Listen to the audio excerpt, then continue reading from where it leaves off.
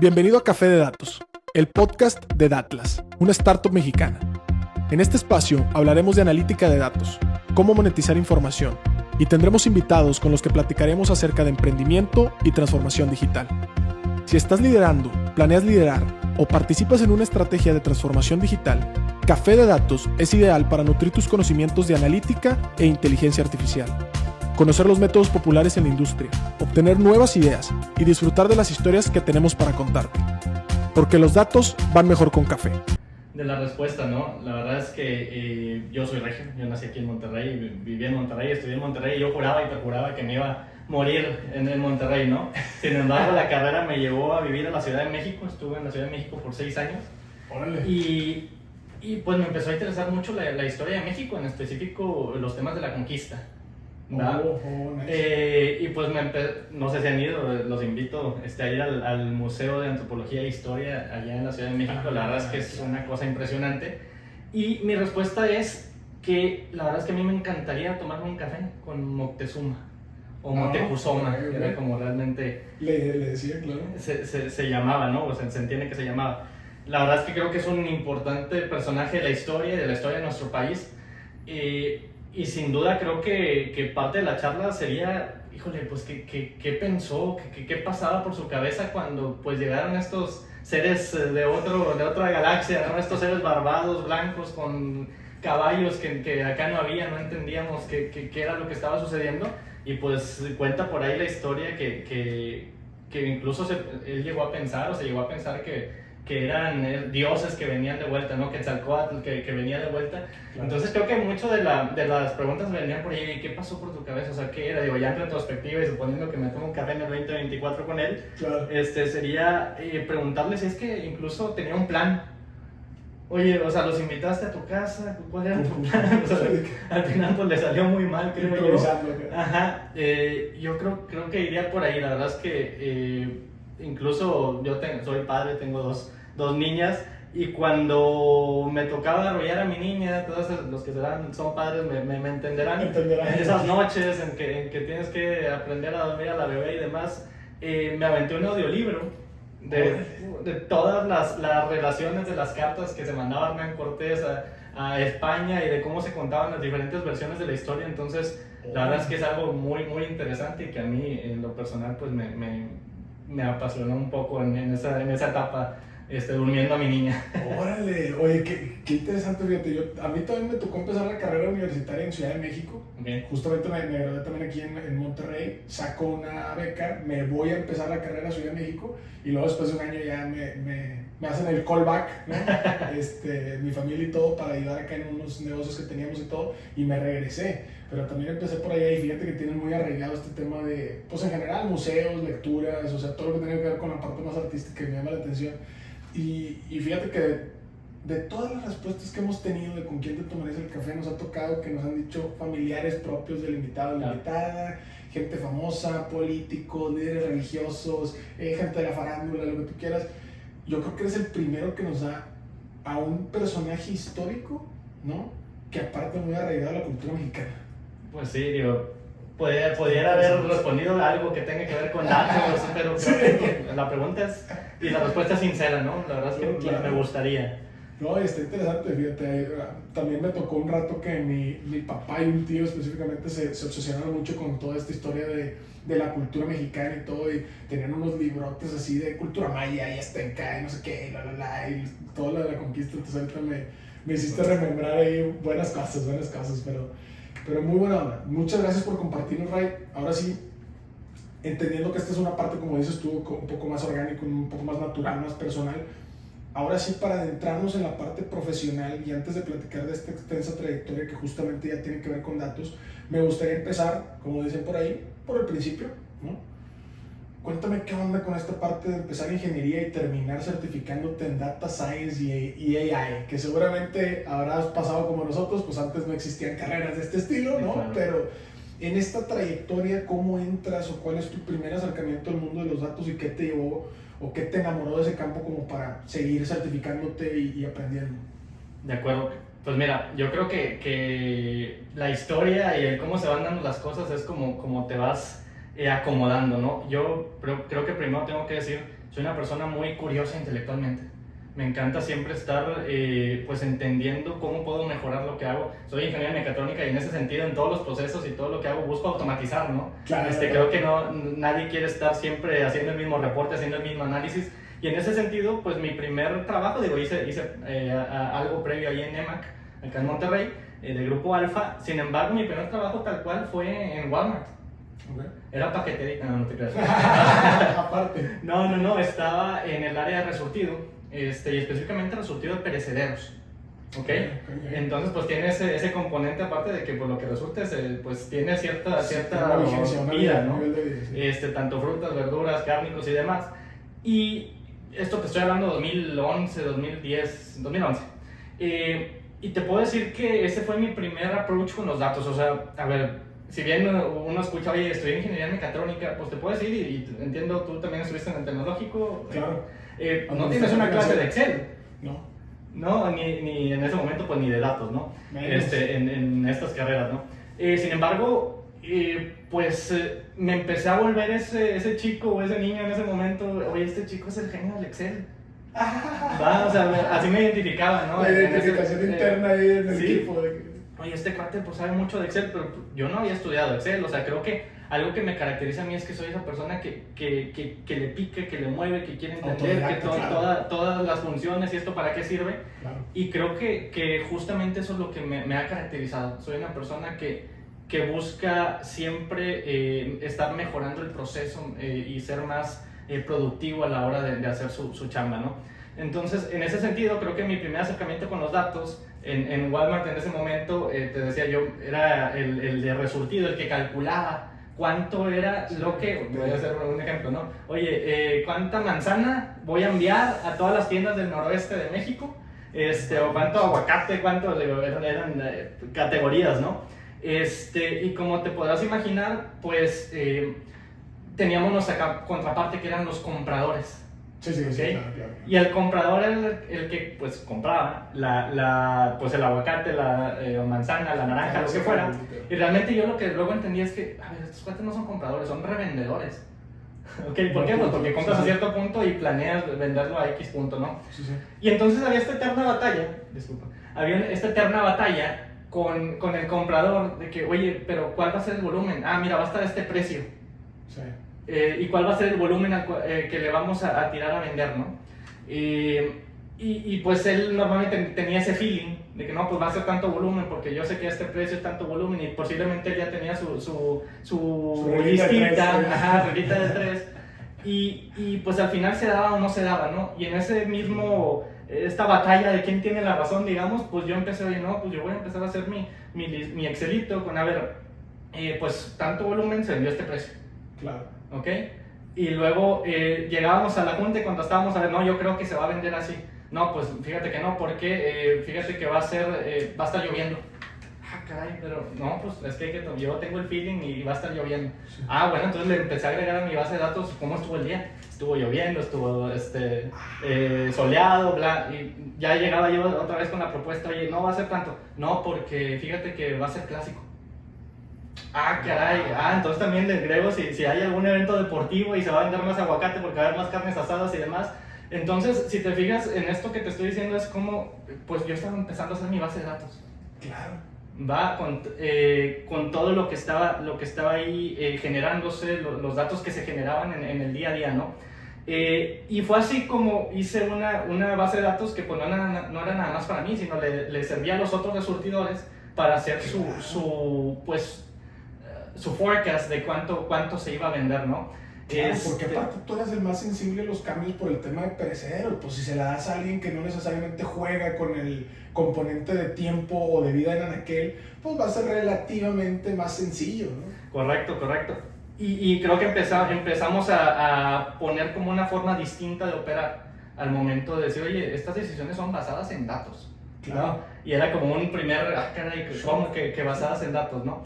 Y esa misma hambre de seguir aprendiendo, pues yo te estoy hablando en Walmart 2011, aquí en Monterrey. El corporativo Walmart está allá en la Ciudad de México, sí. Pero en específico yo estaba acá en Monterrey, en el CEDIS de perecederos, y te puedo decir que pues no había, Walmart es una empresa muy cerrada, o era, no sé, Sí. pero las computadoras eran computadoras de escritorio, no había USBs, no podías meter un USB en la computadora, no había internet hacia afuera, Sí, sí. no había internet hacia afuera, o sea, tú nada más era correo y teléfono, como te podías comunicar. Entonces yo empecé a decir, híjole, a ver, necesito generar un histórico. Y entonces empecé a ver el sistema. De hecho, tengo entendido que el sistema de resurtido de Walmart es uno de los primeros a nivel mundial. Se llama el CPFR. Y pues es un sistema muy bueno. Sin embargo, creo yo muy bueno para mercancía que está con código de barras. Sí, sí, sí. ¿Ok? Claro. Porque tengo el inventario, cuando pasa por la Hay mayor control, sí, hay más disponibilidad. Descuento, cuánto está en el inventario, entonces calculo un punto de reorden y sí, te digo cuánto voy a enviar, ¿no? Sin embargo, en el caso de perecederos no es así, o sea, en lo general las frutas y las verduras no tienen un código de barras, y aparte dependes de la cajera, normal, en ese tiempo, ahorita ya, si vas al H-E-B, ya ahora sí tú pesas tu propia manzana, sí, claro. Pero pues dependes de la cajera. Hay truco y problemas. Pero... Ajá. Que la cajera sepa cuál es la manzana Red Delicious y cuál es la Granny y cuál es la Smith, y entonces empiezan a mezclar inventarios y hacen por ahí, cajero, perdón, hacen por ahí pues, diferencias en inventario, ¿no? Claro. ¿Qué acabó pasando? Que pues híjole, no tengo acceso a internet, no tengo computadora, o sea, no puedo, ¿cómo aprendo? Pues con el celular y YouTube. Y entonces empecé, oye, mira, esto es lo que estoy viendo y así se baja la información, a ver qué es esto. Y yo sin darme cuenta empecé a aprender pues no se puede decir creo programar, pero aprendí a bajar la información con SQL. Ah, claro. Ok, entonces oye, veía videos, mira, entonces aquí se filtra, así es como bajo el query, entonces yo mismo empecé a decir, ¿cómo hago este proceso más automático y más rápido y más basado en los datos, ¿no? Entonces creo que ese fue mi primer acercamiento con los datos desde que me gradué.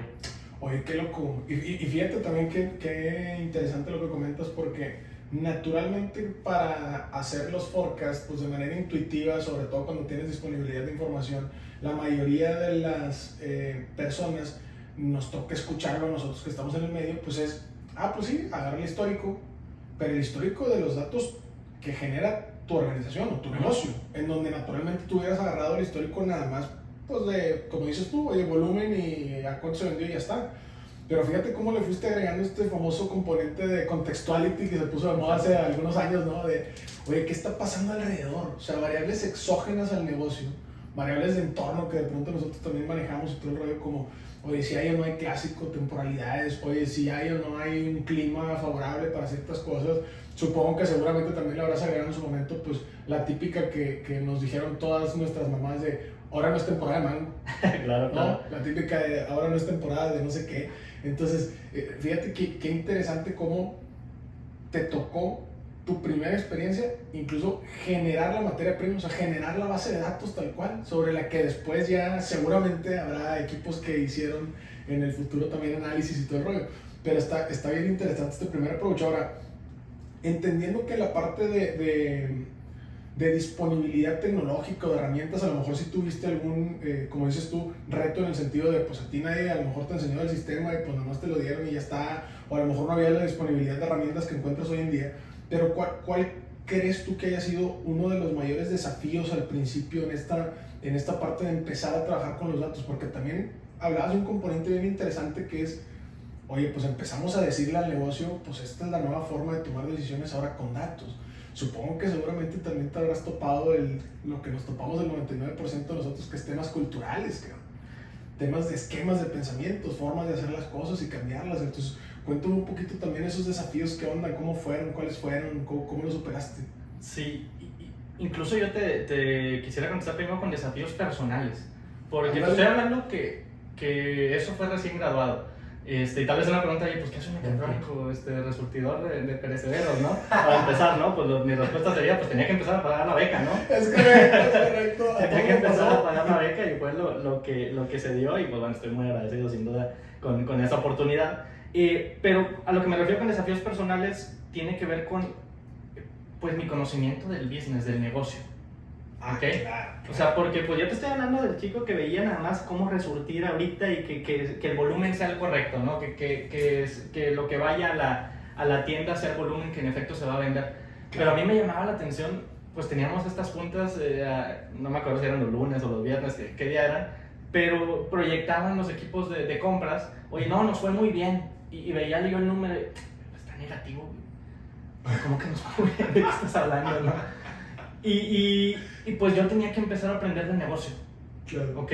Y en este caso, pues digo, no sé si lo sepan, pero normalmente el área de frutas y verduras de una tienda de supermercado, pues funciona a pérdida. ¿Ok? O sea, lo que hace es que pues yo al meter martes de verduras, miércoles de bla, lo que quiero es meter gente a la tienda. Porque no sé tú o yo, pero tráfico, claro. Ajá, generalmente pues yo voy al súper el sábado. Sí. Que es cuando me da el tiempo, mis hijas y demás. Pero pues, ¿quién entra al súper en un fin de entre semana, no? Digo, la respuesta es que entra mucha gente, pero también entonces la palanca del business es, pues bueno, pues tengo que hacer que la gente entre y por eso es que meto ofertas entre semana, ¿no? Entonces, yo creo que parte de los desafíos también para hacer proyectos con datos no es nada más saber lo duro de la tecnología, sino tener todo el business acumen para poder dirigir a un equipo hacia ello, ¿no? Híjole, y ya más centrada en mi carrera, pues te puedo decir que parte de los retos importantes tiene que ver con cómo convences al upper management, claro, de que las decisiones basadas en datos te llevan a un mejor puerto como compañía. claro. ¿Okay? Muchas veces te puedes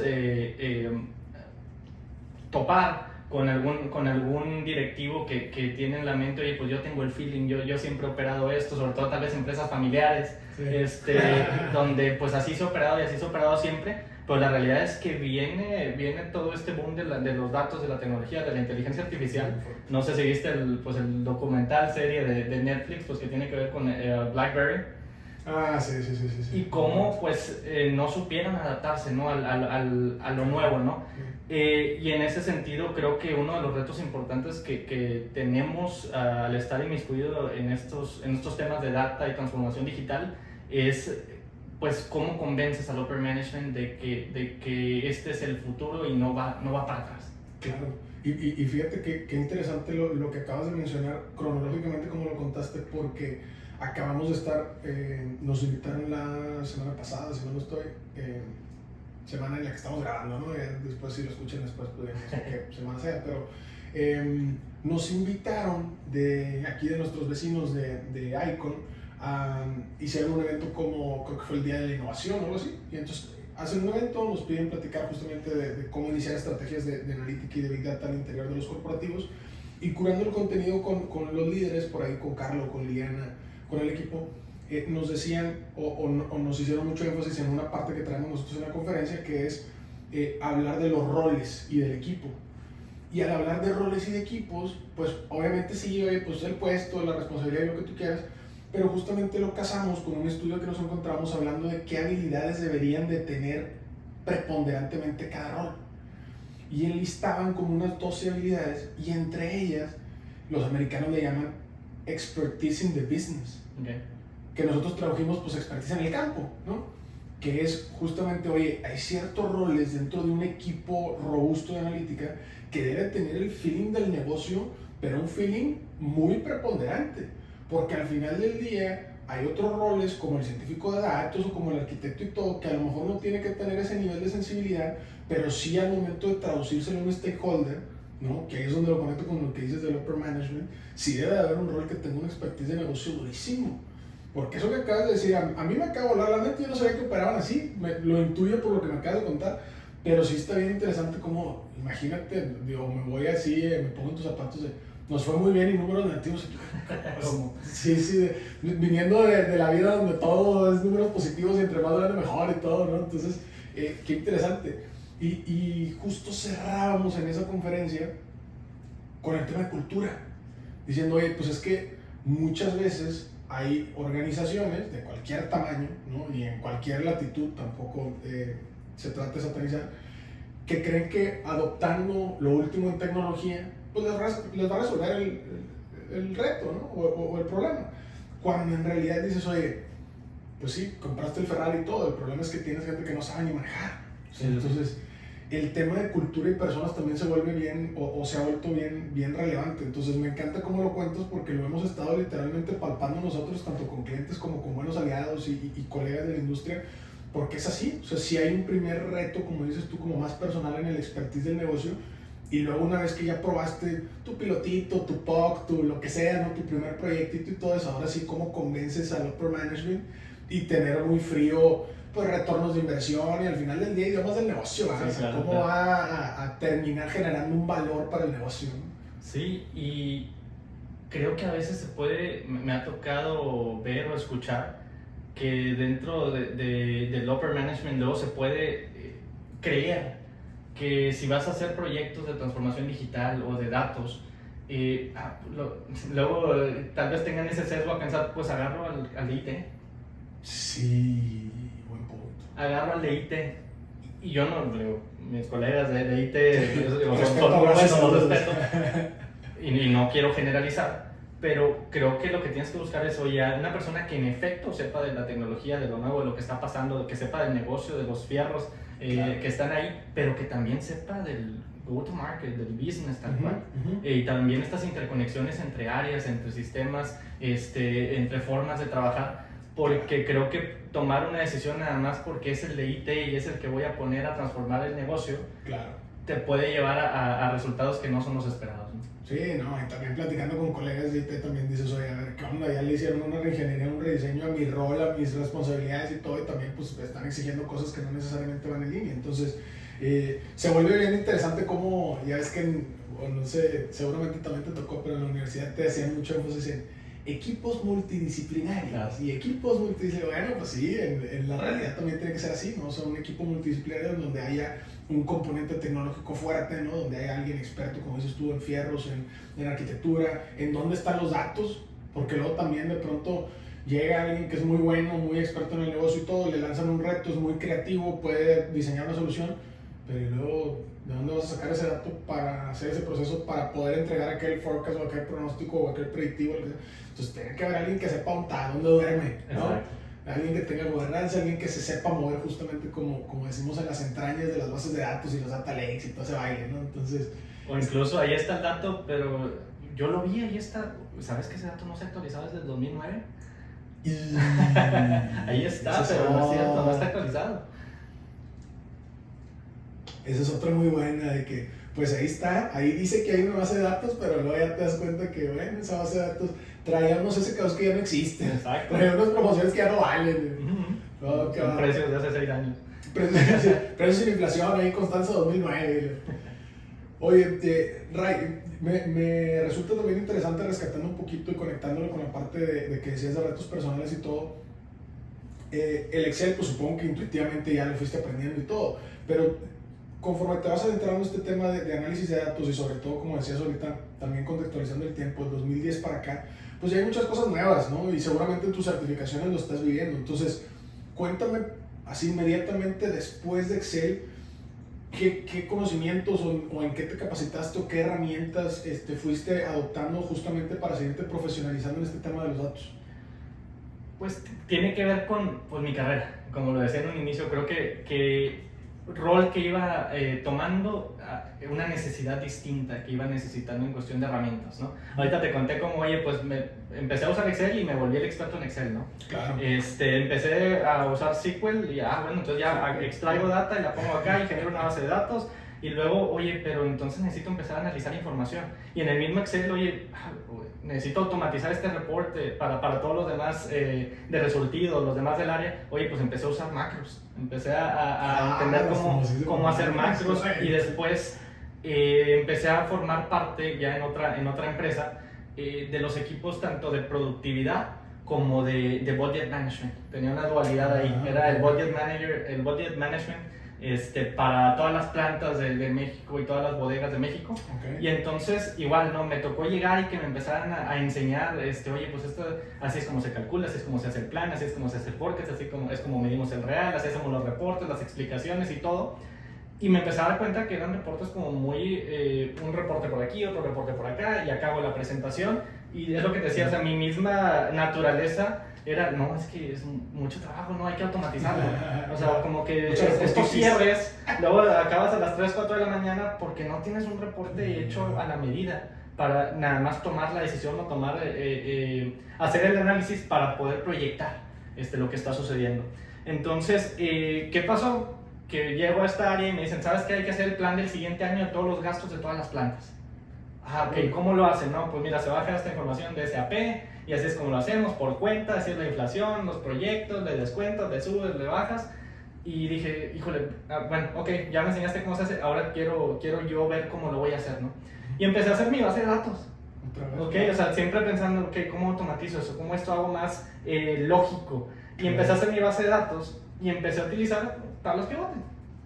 Nice. Tablas pivote, ¿no? Y en una sola base metía el plan, el forecast, el año pasado, el mes a mes, cuenta por cuenta, y entonces yo podía hacer muy rápido análisis contra el año pasado, contra el year to date, cuenta por cuenta, que esta planta, esta otra, y empezaron, caray, este cuate ya lo hace más rápido de lo que yo lo hacía, y en 3, 4 meses, ¿no? Y de nuevo es esa hambre por querer hacer las cosas de manera más eficiente y más efectiva, ¿no? Entonces, ¿qué pasó? Que me empecé a interesar por tablas pivote. Y empezó mi carrera igual de ir avanzando y empecé a tener necesidad de ya sabes, oye, relacionar tablas. Sí. Relacionar bases de datos, el típico VLOOKUP, ¿no?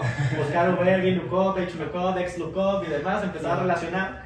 Y yo sé que estoy hablando ahorita lenguaje que cualquier analista me dice, eso yo lo hago. Te estoy platicando de cómo me fue llevando a necesitar algo más, ¿no? Y entonces, en ese momento empecé a ver, oye, híjole, esto de andar relacionando bases de datos como que está muy talachudo.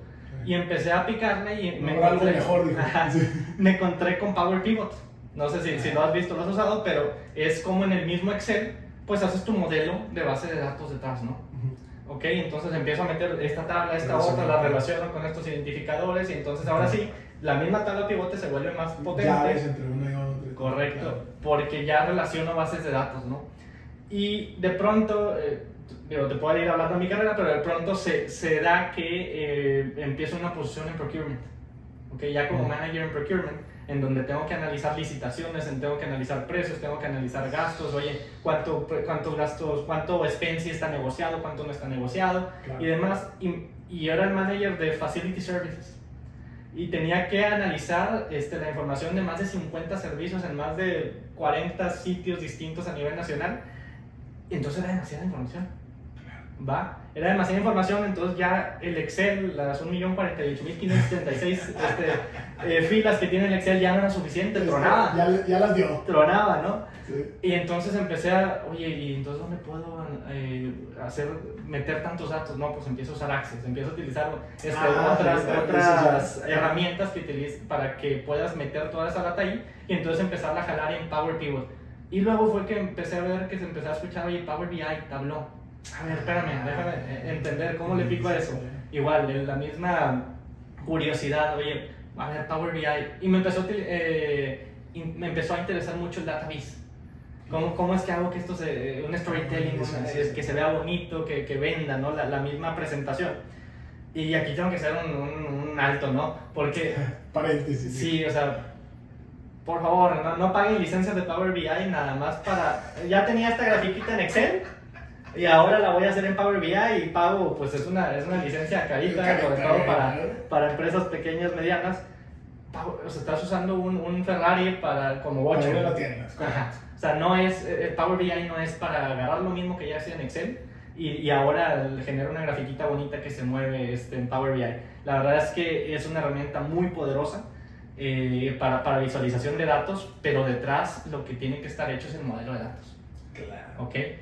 Y entonces, en los proyectos que llevo en la empresa, pues me empiezo a dar cuenta que, oye, para yo tomar decisiones, necesito que toda la información esté concentrada en un solo lugar. Claro. ¿Okay? El típico one source of truth, ¿no? Single source of truth, ¿no? Y entonces me empiezo a meter en proyectos que tengan que ver, oye, ¿cómo voy a hacer que toda esta información siempre esté aquí, siempre esté actualizada? Y yo la pueda acceder para tomar decisiones, ¿no? Y entonces me empiezo a meter más y empiezo a escuchar de Alteryx, de RPAs, de Nine, y bueno, digo, a la pregunta es, yo creo que esa misma curiosidad intelectual te va llevando a conocer más y más herramientas, y los proyectos que se te van poniendo enfrente te llevan a ahora qué necesito, ¿no? Y es así como pues llegué de nuevo a Alteryx, RPA, Nine, ya incluso metiéndome en temas de Machine Learning, Python, unidos, y es lo que creo que me gustaría unirlo con esto otro, ¿no? Porque tú puedes conocer la herramienta, y hace rato lo dijiste, oye, puedo tener la tecnología. Sí, claro. Pero también del otro lado viene la parte de las metodologías. Y cuando empiezas a unir conocimiento con herramienta, con metodología, marcos de trabajo y todo, empieza a ser más potente lo que estás haciendo, ¿no? Entonces, yo, por ejemplo, me mandaban a certificar a Estados Unidos como Kaizen Lead en su momento, como Lean Six Sigma, claro. Después como Green Belt, también en metodologías como Hidden Factories o Agile. Y cuando empiezas a unir esas metodologías, esa estadística, ese conocimiento del negocio con temas de transformación digital, con herramientas, es que puedes hacer cosas fabulosas. Sí, y fíjate qué poderoso, porque al final del día también uno de los componentes que más escuchamos cuando estamos en este tema de tecnología y de datos y todo es qué tan escalable es, ¿no? Y esa escalabilidad que te lo da, pues como dices tú, hoy automatización, hoy metodologías, marcos de trabajo. O sea, entre más tengas claro ese proceso y mejor mapeado y mejor preparado tengas, pues obviamente más escalable. ¿Por qué? Pues porque si no vas a tener que estar haciendo iteraciones como si fuera algo nuevo cada vez que necesitas hacer el reporte, cada vez que haya corte de mes, cada vez que haya corte de quincena, cada vez que te lo pida tu jefe, ¿no? Y entonces, claro, me imagino perfecto, ¿no? A ese Ray hace algunos años de típica pregunta en la junta y, sí, déjame le muevo a la tabla de pivote. Y entonces, caray. Ya hasta el usuario que estaba acostumbrado a tirar 6 preguntas y irse de la junta de, no, pero ya te lo respondí, ¿algo más? ¿Algo más? Sí, ¿algo más? Claro. Y la verdad es que eso me ayudó mucho para empezar a hacer, caray, este cuate es mi mano derecha, ¿no? O sea, este cuate es el que analiza, es el que tiene todos los datos, es el que me ayuda a generar proyectos. Y entonces a lo que quiero llegar es, no importa, la verdad es que he estado en múltiples áreas, ya en esta empresa he estado en 7, 8 posiciones distintas. Y a lo que voy es que no tienes que ser el de IT, no tienes que ser el específico que lleva la transformación digital. Cualquier persona en cualquier función puede utilizar estas herramientas para automatizar, ser más eficiente y generar productividad para su empresa.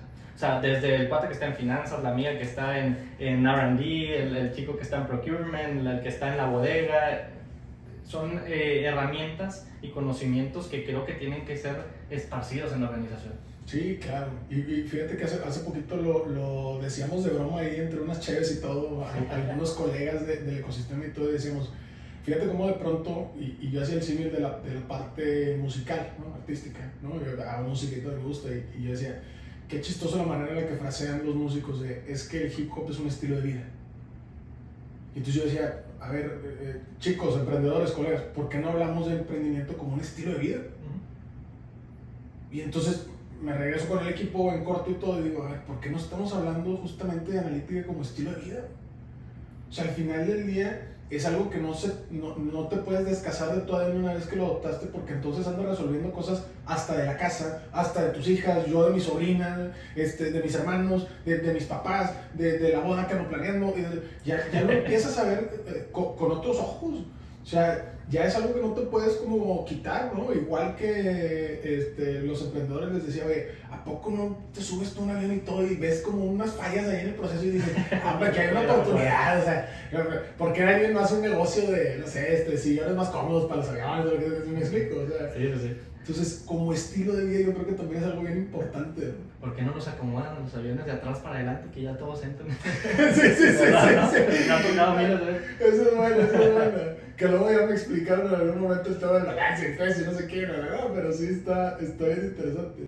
¿Qué tal? Estamos de vuelta en su episodio de Café de Datos, aquí con el buen Ray que nos está acompañando. Acabamos de aventarnos este pequeño deep dive, ¿no? Entre pues la personalidad con la que le gustaría tomar el café a Ray. Platicamos un poquito también de su trayectoria profesional, cómo ingeniería pasó todo este tema de ciencia de datos. Platicamos de ese primer encuentro con el análisis de datos, cómo coqueteó con esta parte, desde la parte de planificación de imperecederos y todo, y cómo le hizo, todos los conocimientos, habilidades, retos que se ha encontrado. Platicamos de tecnología, de cultura, de muchas cosas. Puedes seguir disfrutando de tu café y aprendiendo analítica de datos en nuestro blog con más de 180 columnas acerca de analítica, emprendimiento y transformación digital. Visita blogdatlas.wordpress.com y disfruta del contenido. Finalmente, no olvides suscribirte a Café de Datos, el podcast de la startup Datlas. Hasta la próxima.